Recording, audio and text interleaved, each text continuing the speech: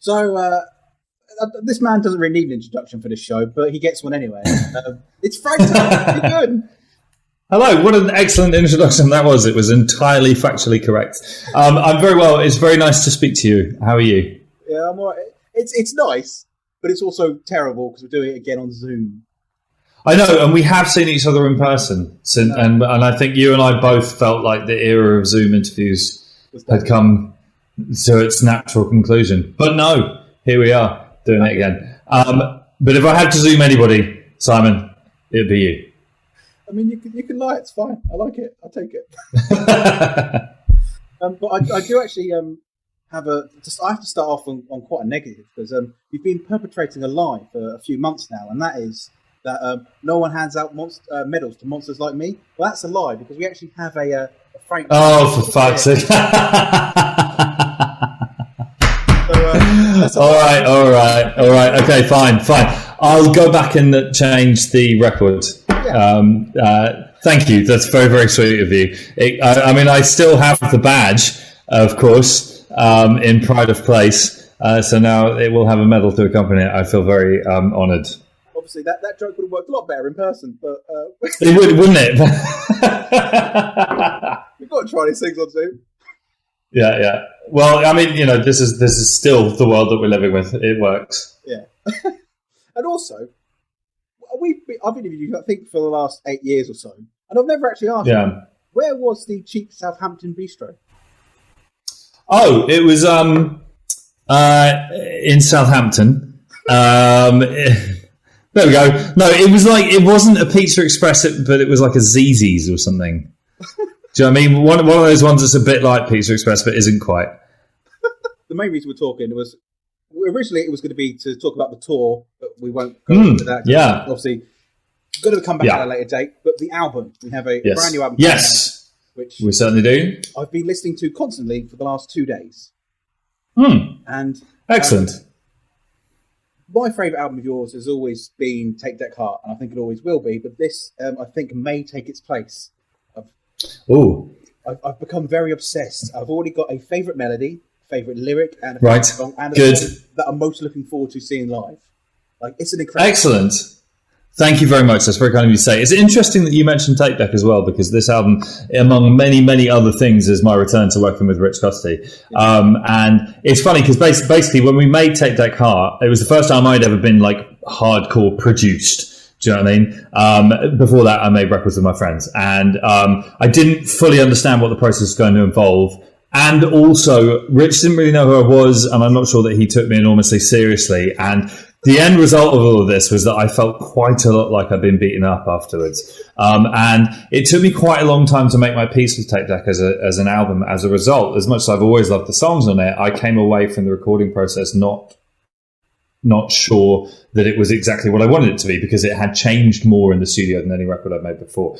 What was cool about this time around was that Rich now knows who I am. He remembers, and respects me as an artist more, and I respect him as a producer more. And I also am aware of what the process of production can involve, both having been produced more myself, and indeed now that I'm working in production myself. And we just both came at it kind of like with, open hands. Do you know what I mean? And it was really cool because we were both pretty open to each other's suggestions.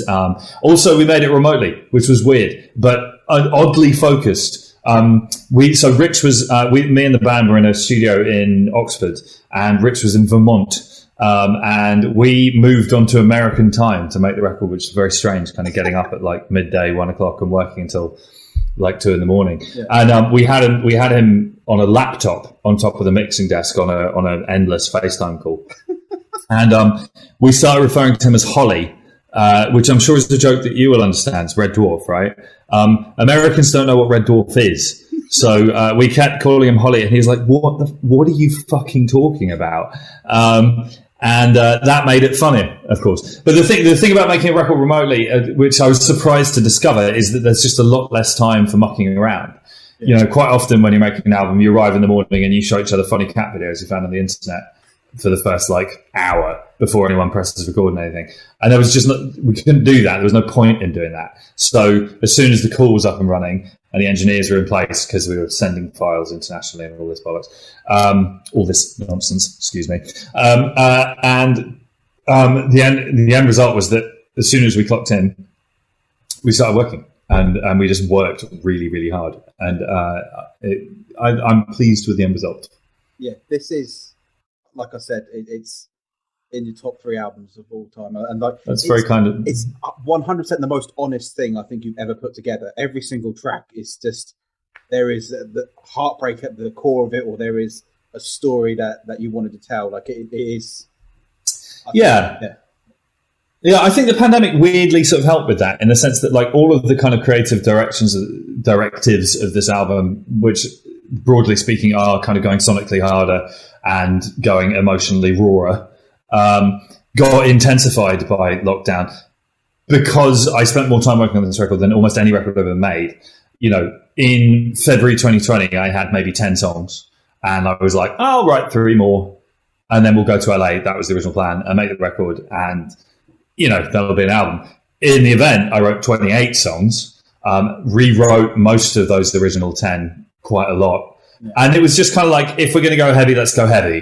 Do you know what I mean? I don't think Non-Serviam would have sounded like it does if there hadn't been a lockdown. And I don't think that like some of the more kind of emotionally cutting songs would have cut quite that hard if I hadn't had more time sitting around at home just kind of going... Yeah. You know, I've finished Netflix already, so what am I going to fucking do? You know, and just stuff like, for example, talking about my childhood, or indeed where I went to school, for God's sake, which is a thing that I've studiously avoided talking about in public for a long time. But the thing I found interesting, the thing I realised is that me not talking about it, first of all, doesn't stop other people talking about it. Good Lord. And secondly, it means that I don't get a voice in the conversation. And I noticed in the last few years, as I got older, that, you know, I was privately educated. I mean, on a scholarship, fine, whatever, but never the social cachet goes with it. And people talk about it as if it must have been a wonderful experience for me. Now, of course, I appreciate the privilege that was involved in it. And indeed, that's my central political objection to private education conceptually, which stands. But it was just like, it's something that's like, hold on a minute. Oh my God, they think I had a nice time. Like I had a appallingly awful time. I tried to kill myself within a week of arriving there. Do you know what I mean? It's like it was a hugely traumatic experience for me going there. I hated every second of it. And it's like, well, if everybody's talking about it all the bloody time, then I'm going to talk about it too, because at the very least, I'm allowed to put my 2 cents into this conversation about me. You know what I mean? And like I said, the album is really honest, and I loved it for that. You said like you rewrote a lot of songs. One of them, which I don't think had that much rewriting, because we saw it live in 2019 at the Wedge Rooms. You did a Get Loud for Nordhoff Robbins gig, and you played The Work. Yeah. Yes. Well.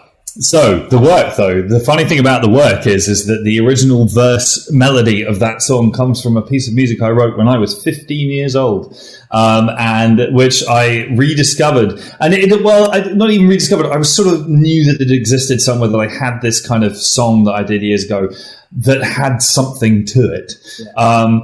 But the overall thing was awful, because I was a young teenager when I made it, and I was listening back to it and just went, you know, the thing about, and I finally nailed it. It was like, the chord sequence and the melody here is great. The lyrics are god awful. So let's just take the good bits and work on the rest. And the other thing about that song is I wrote it. I was walking home one day, so I had the melody already sort of structured out, and wrote a set of words in my head, and came home, and it is a song for my wife, and I played it to her as a finger-picked folk song, and she thought it was very beautiful.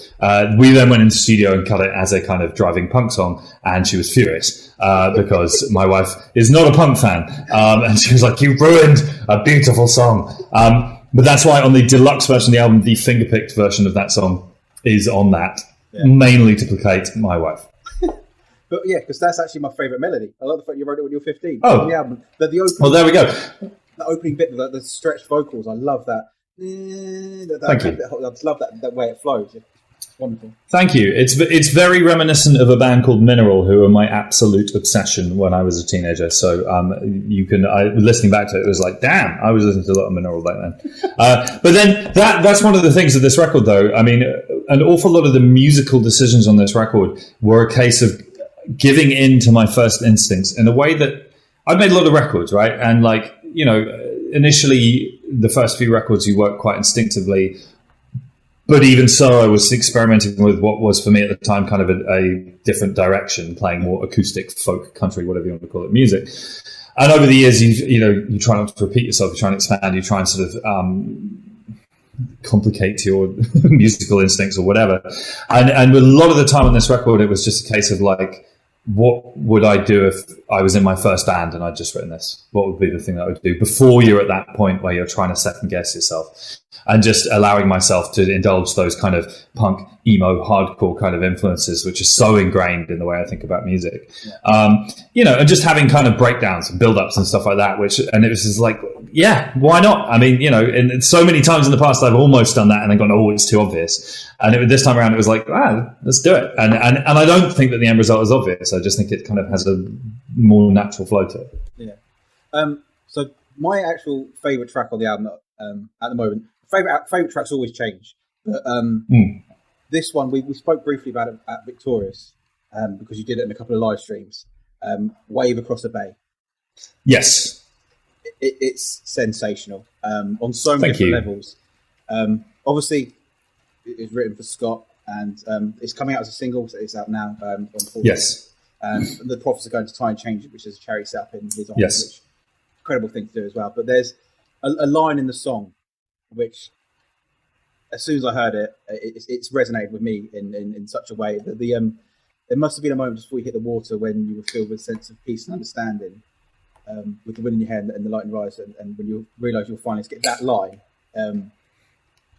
it's hit me like really hard. And I know music has such an impact personally for so many people, and I know your fans, there's thousands of stories of people where your music has had a huge impact on their lives, and this track I think is definitely gonna have a massive impact on people. I know it has with me. Well, thank you. When you ever really think about, or the years you've been doing this and the music you've made and how that has had such a positive impact on people and the world? Can you ever really like comprehend that? That's like, oh, I've done that. That's me.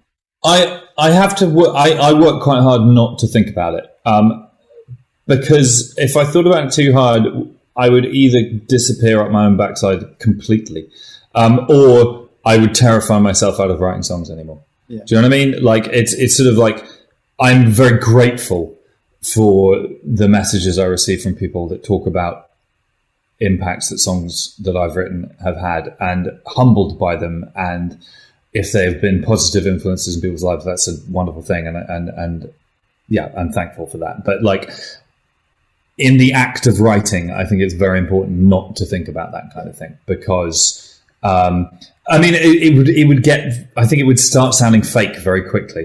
Do you know what I mean? I think that there are songs that sound like they've been written in order to like impact people, and they tend to sound awful. Do you know what I mean? And like in a way, it's like a magic eye. You've got to look at it by not looking at it. It's like the reason it lands is because it wasn't trying to land, almost. You're about to have a very special guest on this podcast, by the way. Here she is. She's come say hello.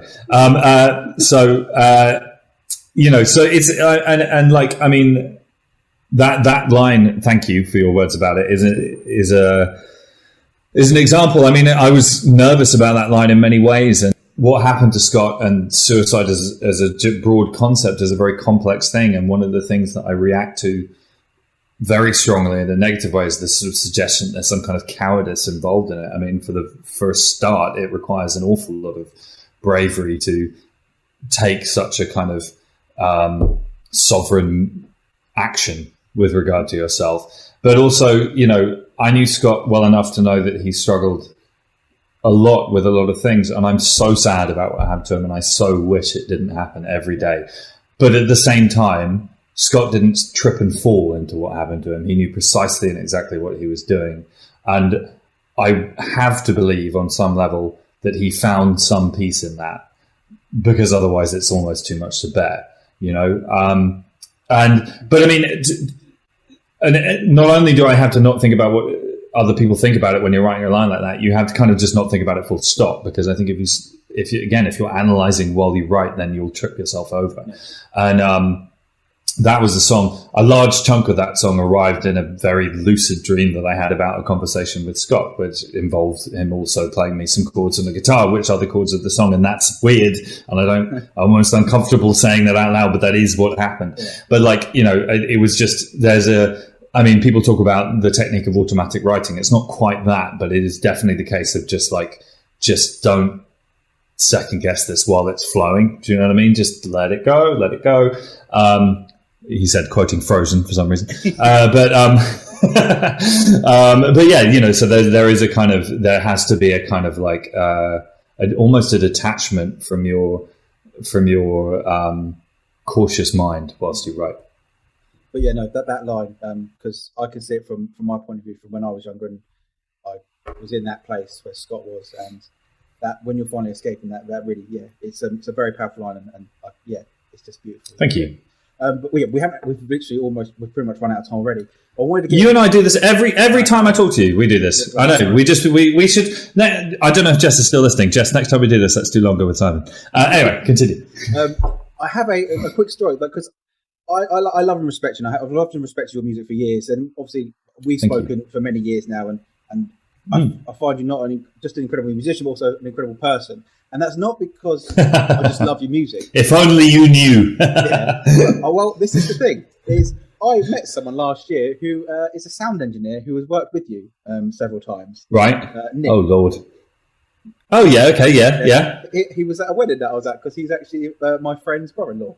And oh, very nice. I love and respect you so much, because you actually do what you say. Like you don't just say like you want to make things better. You go out and do it. Like you cancelled the tour. The next day you did a live stream for your crew, which is an amazing thing to do. You did the live streams to the venues. No one else really did much like that. You did, off your own back, and it's amazing. And he said when he was on tour with you once, everyone was stressed to the rafters, and you had a bit of downtime, so you did everyone's washing just off your own back, just to help them all out, and it lifts them all up. That is the sort of thing which just makes you an incredible person, because it's just when he told me, I was like, it's a wonderful little story, and I was like, I'm going to bring that up. I had forgotten about that. It is a true story. Could you do me a favor and not tell my wife that story, because she will be livid at the suggestion that I do other people's washing, because as the song The Work mentions, laundry is a point of contention in our marriage.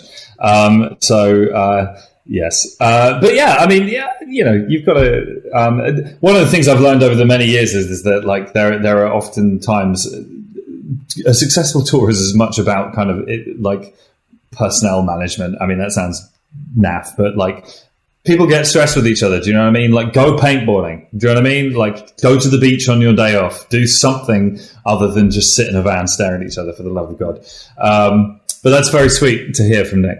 Yeah. Right. Well, that is it. Obviously, FTHC is out on the 11th of February, and it is incredible. I've listened to it, I reckon, about 15 or 16 times since I was sent it. Thank you. And I love it. Cannot wait to hear it. Also, we'll get information on the tour when it's announced again, and we will see you. Yes, it'll be. Yeah, you certainly will. We will get it back on the books as soon as that's possible to do. I mean, the one solace for me at the moment is that I'm not the only artist dealing with this right now. Do you know what I mean? So, yeah, we'll get there when it's safe and when everyone's ready for it. Yeah. So, yeah, we'll catch up again when you're in Southampton. And, yeah, as always, I can't wait. I love you. And I cannot wait for other people to hear this album, because it is so... It's fucking amazing. And I know I have to cut that because of swearing, but it's awesome.